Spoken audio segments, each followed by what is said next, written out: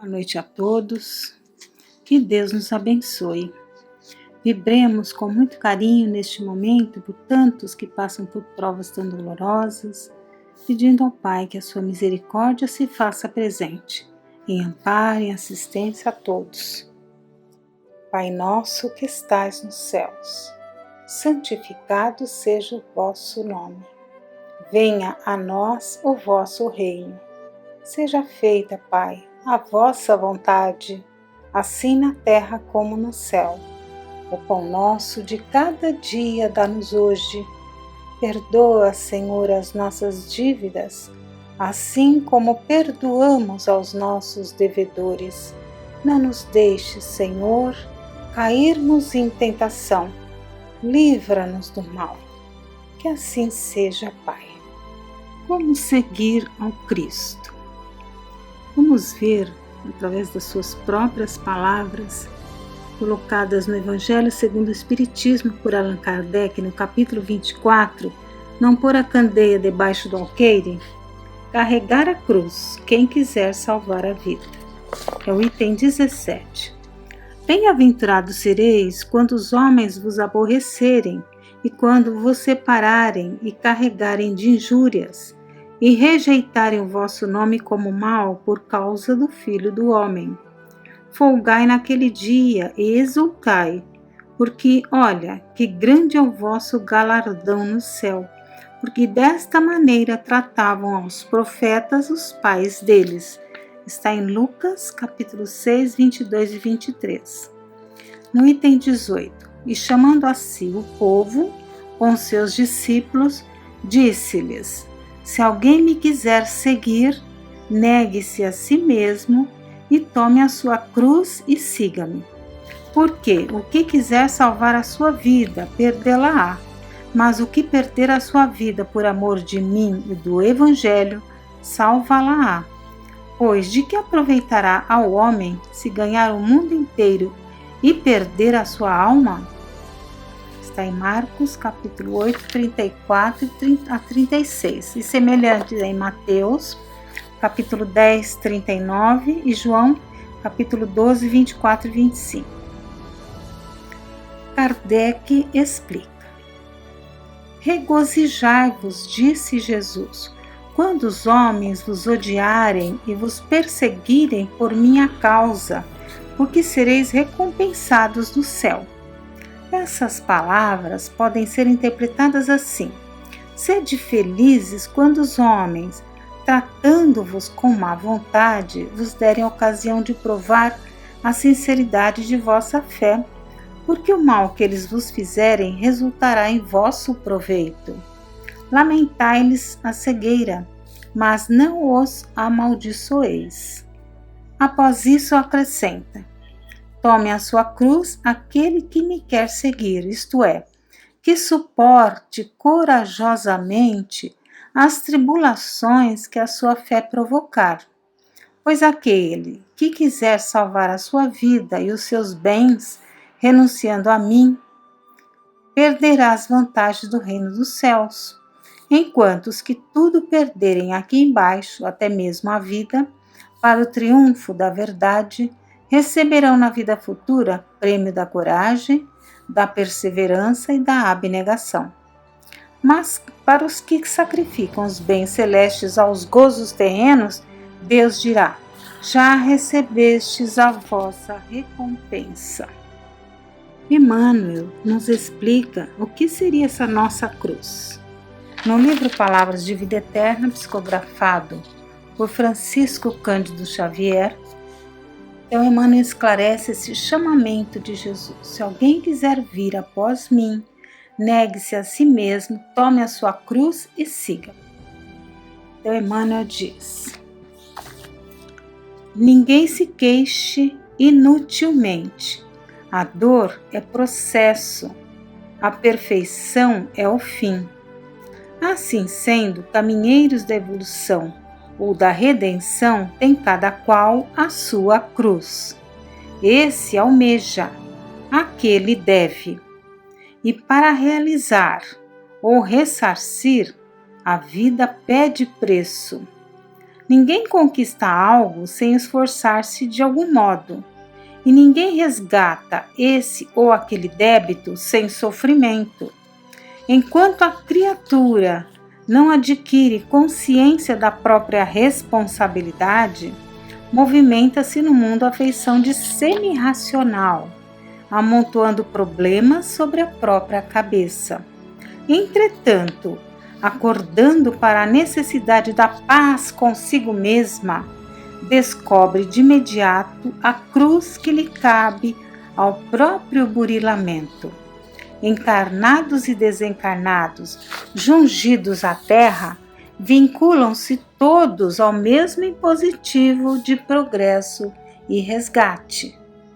No círculo carnal, a cruz é a dificuldade orgânica, o degrau social, o parente infeliz. No plano espiritual, é a vergonha do defeito íntimo não vencido, a expiação da culpa, o débito não pago.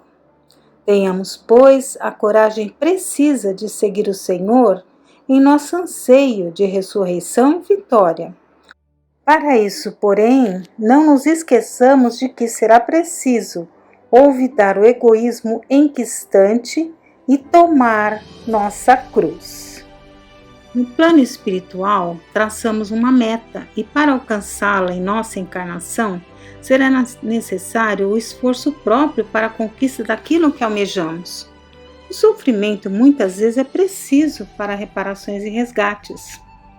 Com a lucidez que a doutrina espírita nos traz de que somos espíritos eternos, temporariamente reencarnados na Terra, percebemos o quanto temos que marchar para conquistarmos esse progresso, essa paz na consciência. Desafios e compromissos assumidos antes da encarnação, sentimos muitas vezes como uma cruz que nos pesa nos ombros. Pode ser em nosso lar, no trabalho profissional, onde quer que estejamos, temos deveres a cumprir. E muitas vezes também carregamos enfermidades, limitações físicas, dificuldades financeiras, até aqueles que convivem conosco com os quais ainda não nos afinamos. Se nos deixarmos paralisar pelo egoísmo, não conseguiremos dar conta de nossos compromissos assumidos perante aqueles seres amados que viriam para nos acompanhar e ajudar, e não seguiremos ao Cristo, carregando a nossa cruz. E o quanto estaremos envergonhados de não termos nos esforçado o suficiente ao retornarmos à verdadeira pátria. Não só a dor e o sofrimento físico ou moral, mas também a renúncia àquilo que nos daria satisfação, o sacrifício de caprichos, que resultariam na estagnação espiritual. Essa renúncia é necessária para que possamos cumprir nossos deveres, nossas tarefas perante Deus, a família, a sociedade, vão nos favorecer o crescimento dentro daquela programação de vida que temos a desenvolver, fiéis às próprias obrigações. Vejamos o caso de Wallace Leal Rodrigues no livro Amor e Sabedoria de Emmanuel. Wallace nos conta o amparo e orientação recebidos de Emmanuel através do Francisco Cândido Xavier, onde muitas vezes procurou orientação em Pedro Leopoldo. Wallace tinha a intenção de partir para a Europa para burilar sua técnica em teatro, mas fica em dúvida se deveria ir ou não, e busca então a orientação. Chico lhe diz: o espírito de Emmanuel diz que de preferência você não deve sair de Araraquara. Um dia compreenderá por quê. Eu fico, os anos passam, conta Wallace. E ele acaba então, tem um tempo, sendo redator da Revista Internacional do Espiritismo, fundada por Karl Barth Schutel. Aí ele compreende por que deveria ficar. Num outro momento, ele também aspira, ir novamente, sair do Brasil novamente para buscas, no exterior, mas também fica em dúvida. E aí Chico vem novamente com a resposta. O espírito de Emmanuel aconselha a não ir, diz que em meses você compreenderá por quê. Então ele foi ficando, né? E jovenzinho ali começou a trabalhar, e ele tinha umas amigas que faziam visitas sociais. E ele conta, depois do meu expediente saio com elas. Na primeira casa em que entro, um choque. Recém-nascido, o garoto tem apenas jornais em que se enrolar. Eu não posso esquecer a face triste da mãe. Mas ainda há outra. E esta é a que enrolou o filhinho no paletó velho do pai, com uns trapos. Eu penso que o ventre materno é cálido e acolhedor. O mundo cá fora é frio e ríspido. Sim, eu fui criança pobre e esqueci. Não posso conciliar o sono. No dia seguinte começa a campanha do enxoval. Nada tão estranho, um rapaz envolvido em coeiros, mantas e alfinetes. Mas o trabalho se avoluma. É possível constatar a simpatia dos companheiros que surgem. Um ano depois, uma companheira diz: é preciso organizar esse trabalho, dar-lhe personalidade jurídica. Você que começou tudo, escolha, vamos lá, um nome. Aliada em meus pensamentos, eu digo Lívia Cornélia. Por que Cornélia? Por causa do há 2000 anos. Mas Lívia nada tem de Cornélia. E o Wallace continua contando. Estou em Pedro Leopoldo, no centro Luiz Gonzaga. Estou ali a remexer os arquivos amistosamente. À tarde, Chico volta da fazenda experimental. Exponho-lhe a fermentação do meu espírito. Eu dissera Lívia Cornélia. Chico nunca se espantou com as singularidades do meu caráter. Explica calmamente. Lívia pertencia a gens Cornélia pelo esposo, Públio Cornélius Lentulus. Por isso era Lívia Cornélia. Tartamudeio qualquer coisa, o rosto de Chico como que se ilumina. Emmanuel pergunta há quanto tempo você leu há 2000 anos. Digamos uns 4 anos. E Chico novamente recomenda que torne a lê-lo. Mas do que isto sugere que o grupo se reúna, mais do que isso, sugere que o grupo se reúna uma vez por semana e faça o culto evangélico, destinado a dar roupinhas espirituais às crianças que receberão um enxovalzinho. Abnegados servidores levarão os espíritos reencarnantes até vocês. Eles aprenderão a lição do Evangelho como preparativo para o renascimento em quadros de pobreza e dor. Nesta noite nos despedimos. Eu viajaria de volta pela manhã bem cedo. Para minha surpresa, Chico me presenteia com há 2000 anos. Com dedicatória, eu guardo esse livro para quem quiser ver. Em casa releio. A página 305, arrepio-me. Na prisão, Ana e Lívia confidenciam-se. Como que monologando na intimidade do seu coração, Lívia diz: sim, ultimamente, muito me tenho lembrado do Divino Mestre, de suas palavras inesquecíveis. Então, para entendermos, nessa página do livro está sendo contado que Lívia e Ana, elas foram presas, né? E seriam ali oferecidas aos leões junto com aqueles cristãos, e elas estão conversando, e Lívia então está dizendo: sim, ultimamente muito me tenho lembrado do Divino Mestre e de suas palavras inesquecíveis. Naquela tarde inovidável de suas pregações, ainda era crepúsculo e o céu estava recamado de estrelas, como se as luzes do firmamento desejassem também ouvi-lo. Tudo se aquietava de manso. Era de ver-se o sorriso angelical das criancinhas, a claridade terna dos seus olhos de pastor dos homens e da natureza. Nos meus anseios, minha boa Ana, desejava adotar todos aqueles petizes maltrapilhos e famintos que surgiam nas assembleias populares de Cafarnaum, mas meu propósito materno de amparar aquelas mulheres desprezadas e aquelas crianças andrajosas que viviam ao desamparo não podia realizar-se neste mundo. Todavia, suponho que hei de realizar os ideais de minha alma se Jesus me acolher nas claridades do seu reino. Então, essa é a parte do livro. E Wallace continua: incrível! Em seu nome amparávamos as mulheres desprezadas e socorríamos as crianças andrajosas. O trabalho que ela não pudera realizar neste mundo, mas Jesus acolhera nas claridades do seu reino, e agora ela corporizava o ideal de sua alma. O trabalho, pois, não era nosso, era dela. 20 anos se passaram e ele segue ininterrupto.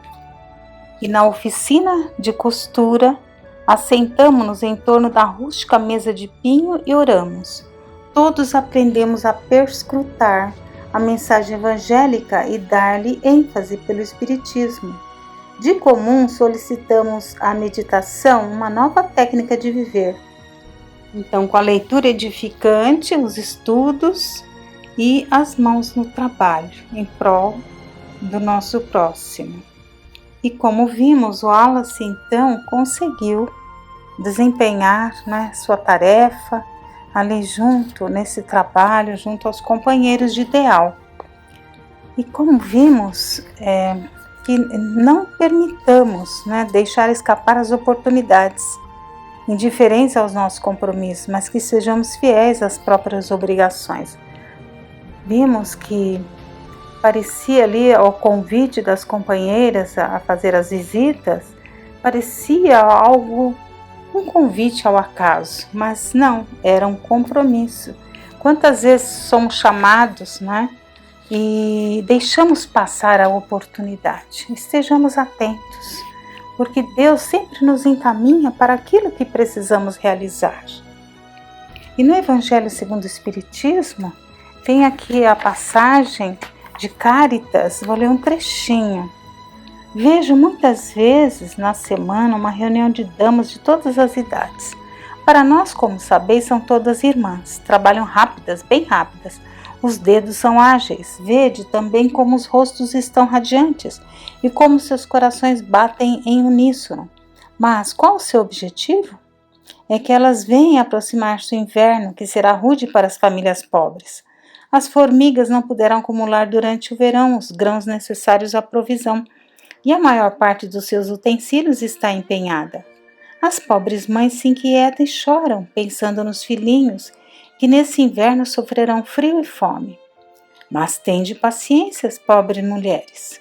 Deus inspirou a outras, mais afortunadas que vós. Elas se reuniram e confeccionam roupinhas.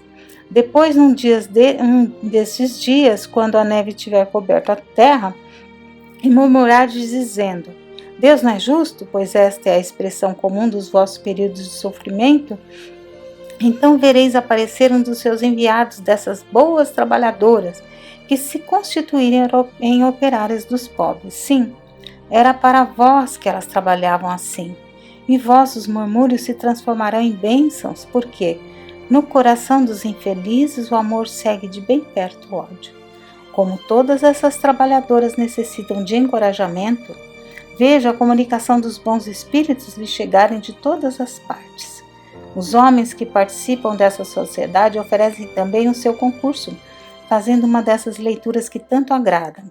E nós, para compensar o zelo de todos e de cada um em particular, prometemos a todas essas obreiras laboriosas uma boa clientela, que as pagará em moeda sonante de bênçãos, a única moeda que circula no céu, assegurando-lhes ainda, sem medo de nos arriscarmos, que essa moeda não lhes faltará. E sabemos o quanto é importante não só o enxovalzinho, mas também o Evangelho, àquela mãe que ali está e ao filho reencarnante, que também estará se preparando para a sua nova encarnação. Que Deus nos abençoe.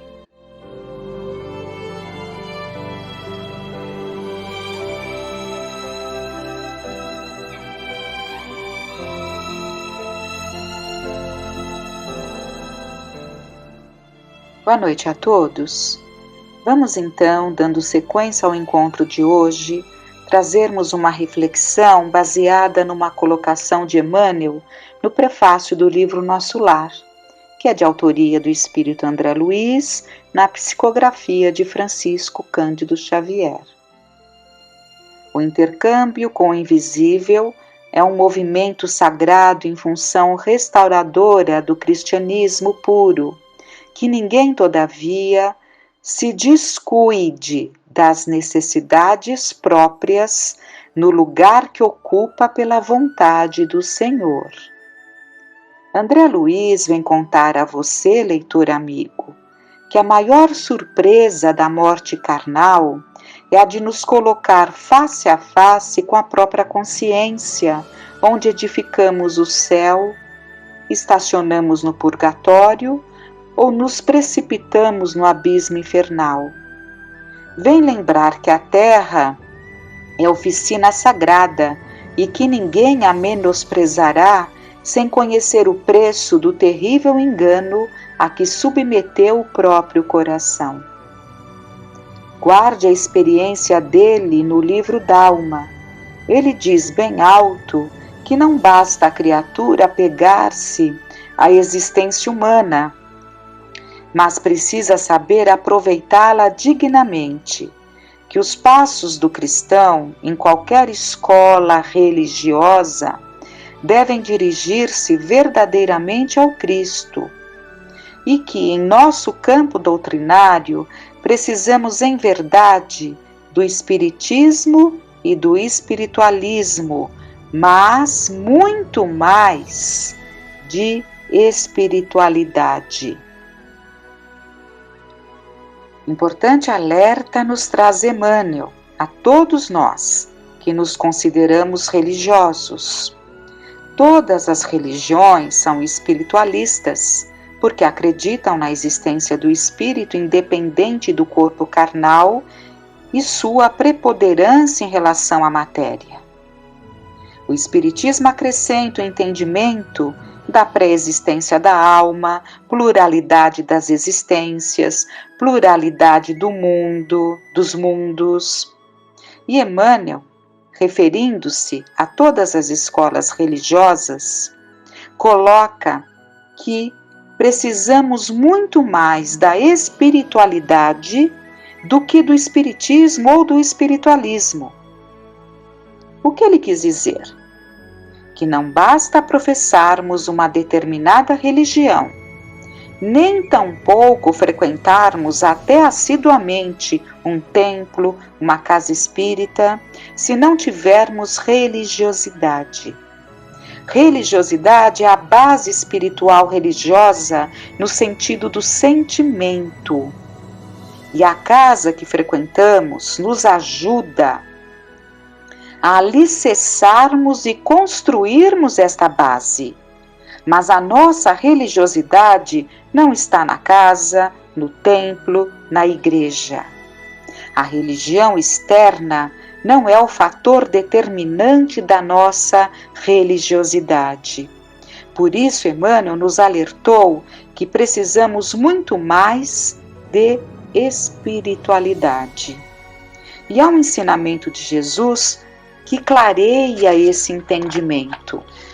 É relatado por Mateus, no capítulo 7, vamos ver do versículo 21 ao 27. Nem todo que me diz Senhor, Senhor, entrará no reino dos céus, mas aquele que faz a vontade de meu Pai que está nos céus. Muitos naquele dia hão de dizer-me: Senhor, Senhor, porventura não temos nós profetizado em teu nome? E em teu nome não expelimos demônios? E em teu nome não fizemos muitos milagres?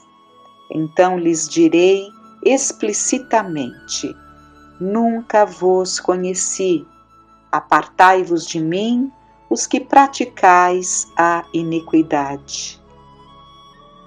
Todo aquele, pois, que escuta estas minhas palavras e as pratica, será comparado ao homem prudente, que edificou a sua casa sobre a rocha.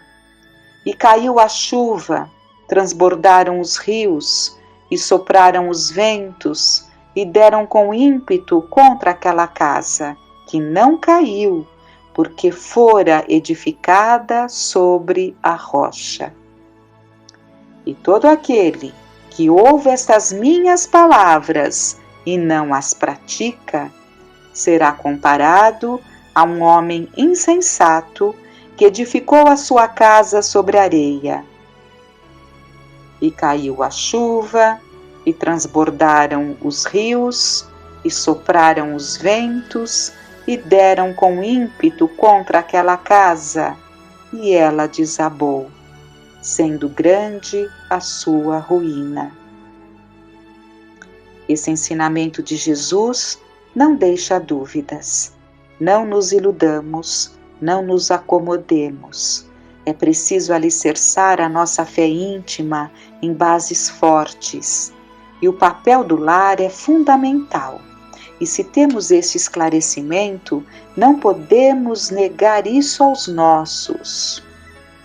Essa base deve ser sedimentada, elaborada nos lares, porque lá fora seremos muito mais instigados ao materialismo que à espiritualidade. E as reuniões, os encontros que Jesus fazia em casa de amigos, trazendo a conversação edificante, nos aponta para essa necessidade.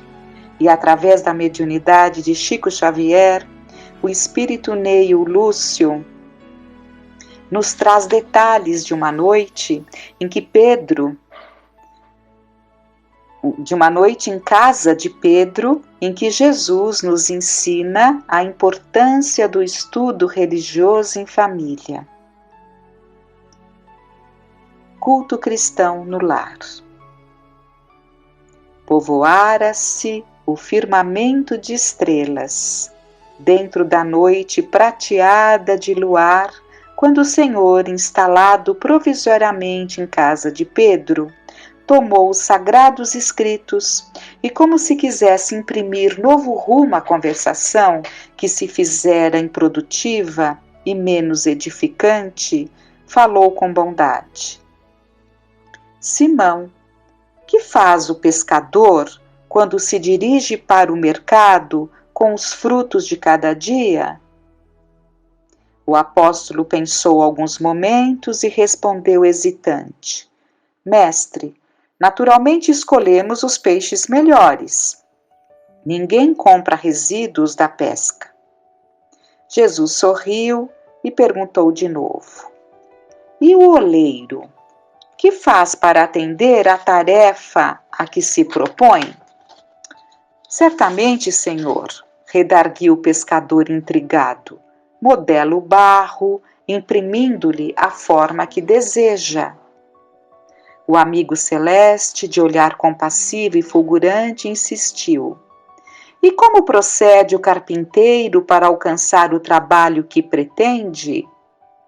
O interlocutor, muito simples, informou sem vacilar. Lavará a madeira, usará a enxói, o serrote, o martelo e o formão. De outro modo, não aperfeiçoará a peça bruta. Calou-se Jesus por alguns instantes e aduziu. Assim também é o lar diante do mundo. O berço doméstico é a primeira escola e o primeiro templo da alma. A casa do homem é a legítima exportadora de caracteres para a vida comum.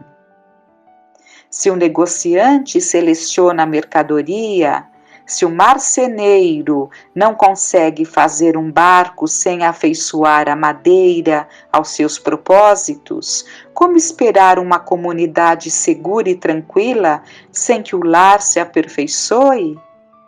A paz do mundo começa sob as telhas a que nos acolhemos. Se não aprendermos a viver em paz entre quatro paredes, como aguardar a harmonia das nações? Se nos não habituamos a amar o irmão mais próximo, associado à nossa luta de cada dia, como respeitar o eterno Pai que nos parece distante? Jesus relanceou o olhar pela sala modesta, fez pequeno intervalo e continuou: Pedro, acendamos aqui, em torno de quantos nos procuram a assistência fraterna, uma claridade nova. A mesa de tua casa é o lar de teu pão. Nela recebes do Senhor o alimento para cada dia. Por que não instalar ao redor dela a sementeira da felicidade e da paz na conversação e no pensamento? O Pai que nos dá o trigo para o celeiro através do solo, envia-nos a luz através do céu. Se a claridade é a expansão dos raios que constituem voltando então, se a claridade é a expansão dos raios que constituem, a fartura começa no grão. Em razão disso, o Evangelho não foi iniciado sobre a multidão, mas sim no singelo domicílio dos pastores e dos animais. Simão Pedro fitou no Mestre os olhos humildes e lúcidos. E como não encontrasse palavras adequadas para explicar-se, murmurou tímido: Mestre, seja feito como desejas. Então Jesus, convidando os familiares do apóstolo, a palestra edificante e a meditação elevada,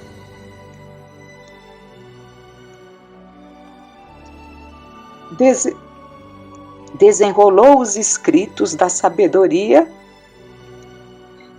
e abriu na terra o primeiro culto cristão do lar. A quarentena é um convite a arrumarmos a nossa casa íntima. Está provado que a religiosidade nos ajuda a lidarmos com angústias e desafios. Então, nos empenhemos a criar em nossos lares a leitura de um livro edificante, o hábito da oração, a prática da meditação. E vamos então nos preparando para a nossa prece,